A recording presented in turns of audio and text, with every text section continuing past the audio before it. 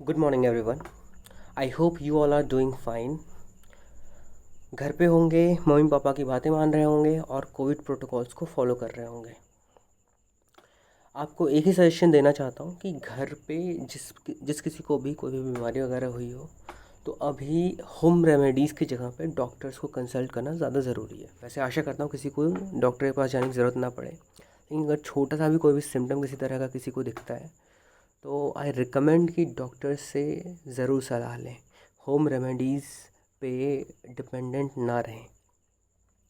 तो स्टार्ट करते हैं इस टॉपिक को। हमने लास्ट लेक्चर में क्या क्या पढ़ा हुआ था लास्ट लेक्चर तक।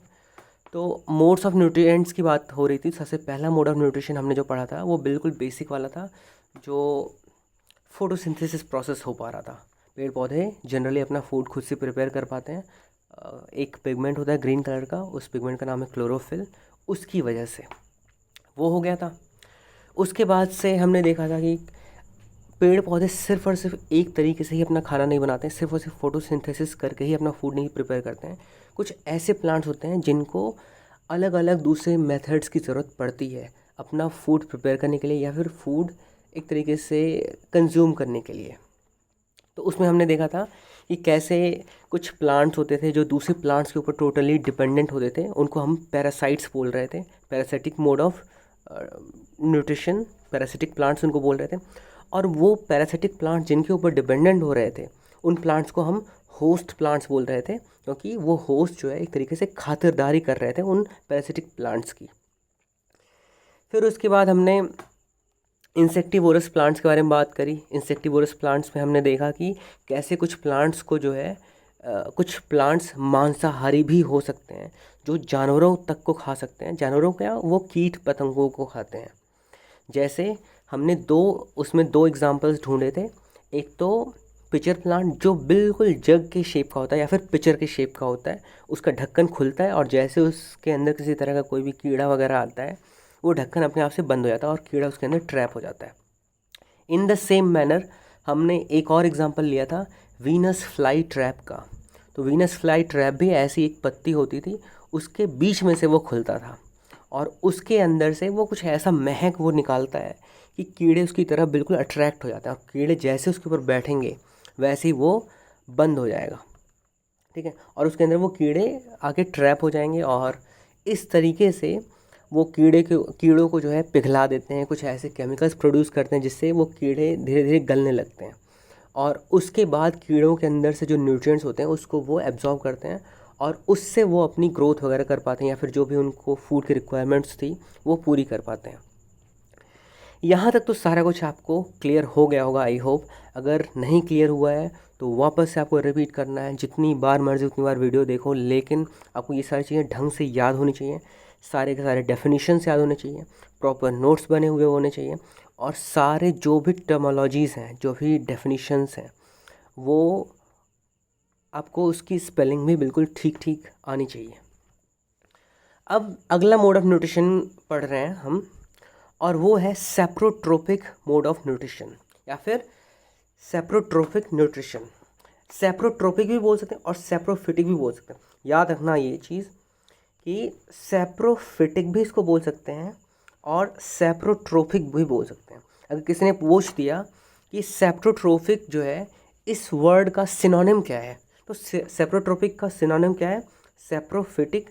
और ऐसे अगर किसी ने पूछ दिया सेप्रोफिटिक का सिनोनिम क्या है, तो आप बोल सकते हो सेप्रोट्रोपिक। ठीक है, तो सेप्रोट्रोपिक मोड ऑफ न्यूट्रिशन या फिर सेप्रोफिटिक मोड ऑफ न्यूट्रिशन।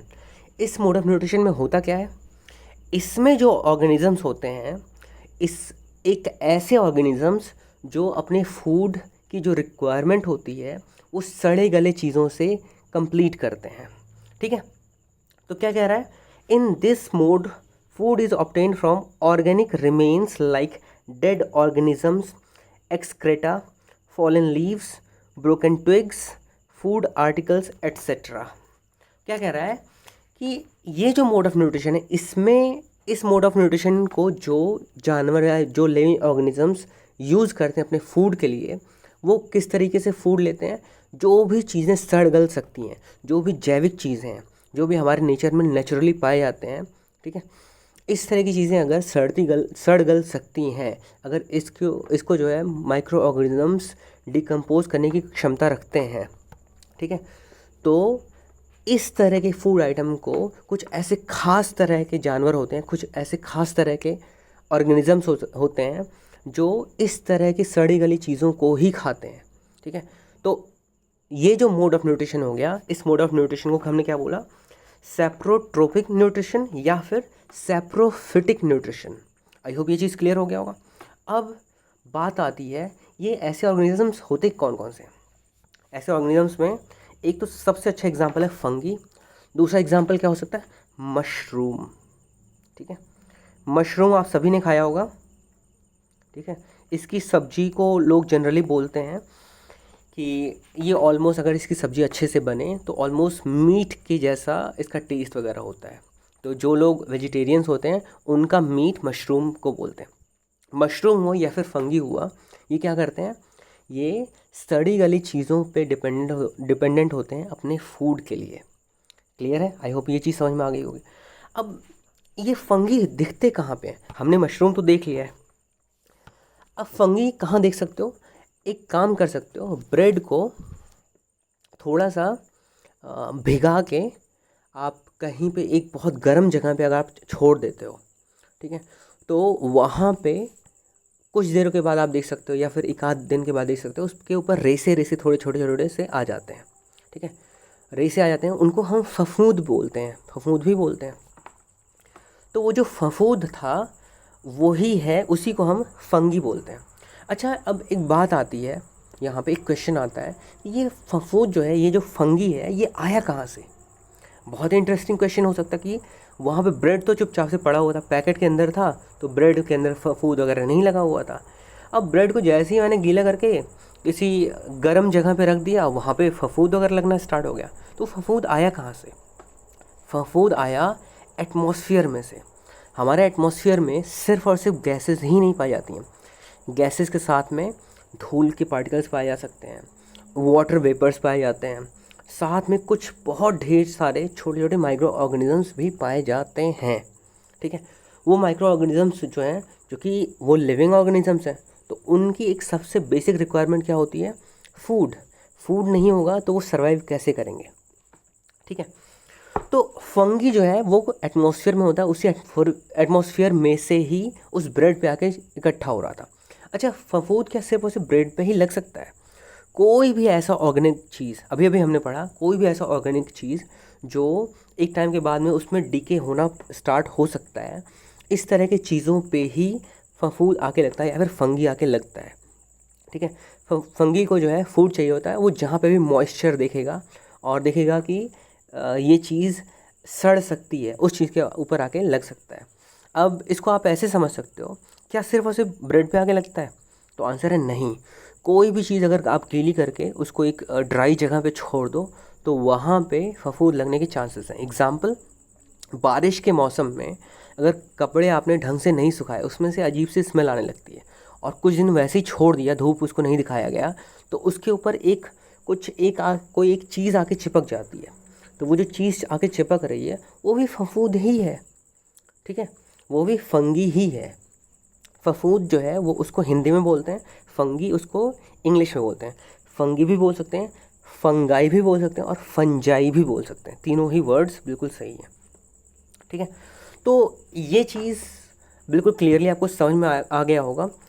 अच्छा, अब एक और बात आती है, चूँकि हम जब भी माइक्रो ऑर्गेनिजम्स के बारे में पढ़ते हैं तो हम हमेशा ये बात आती है हमारे सामने कि माइक्रो ऑर्गेनिज्म जो हैं हमारे लिए अच्छे होते हैं या फिर बुरे होते हैं।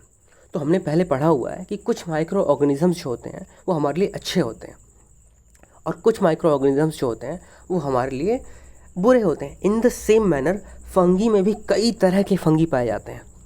उसमें से एक फंगी जो है उसका नाम है यीस्ट। क्या नाम है उसका, उस फंगी का नाम है यीस्ट। यीस्ट क्या करता है, यीस्ट से ही हम केक बनाते हैं, ठीक है, और इसी यीस्ट से वाइन भी बनती है, ठीक है, अल्कोहल बन सकता है। और ऐसे ही कई सारे एग्जाम्पल्स हैं जो कि ये शो करते हैं कि फंगी हमारे लिए बेनिफिशियल हो सकता है, हमारे लिए फ्रेंडली हो सकता है। लेकिन क्या सारे के सारे फंगी हमारे लिए बेनिफिशियल होते हैं? तो आंसर है नहीं। कुछ फंगी हमारे लिए अच्छा काम करते हैं, हमारे फूड वगैरह में कुछ टेस्ट ला देते हैं या कुछ अच्छा कर देते हैं, कुछ ऐसा कर देते हैं जिससे हमें फ़ायदा हो जाता हो। लेकिन वैसे ही कुछ ऐसे भी फंगी होते हैं जो कि हमें नुकसान पहुंचाते हैं। ठीक है, तो अभी हमें बस सिर्फ इतना ही जानना ज़रूरी है। ये सारी चीज़ें आपके बुक में दी हुई हैं, तो अगर जो भी मैं बोल रहा हूँ अगर आप ढंग से नहीं लिख पा रहे हो तो बुक में वापस से बुक को रीड करना है, और उसमें ये सारी चीज़ें जो मैंने बोली हुई हैं ये सारी चीज़ें उसमें लिखी हुई होंगी, उसको पॉइंट बना के अपने नोट्स में लिख लेना है। Notes banana is a must. ठीक है, बिना नोट्स के आपका काम बिल्कुल भी नहीं चलना चाहिए। और आपको ऐसे करना है कि नेक्स्ट टाइम जब भी हम लॉकडाउन के बाद से स्कूल खुलता है, उस बीच में जितनी भी चीज़ें आपको पढ़ाई गई हैं उसमें से कहीं से भी कुछ भी अगर आपसे पूछ लिया जाए तो आपको सारे आंसर ढंग से देना आना चाहिए।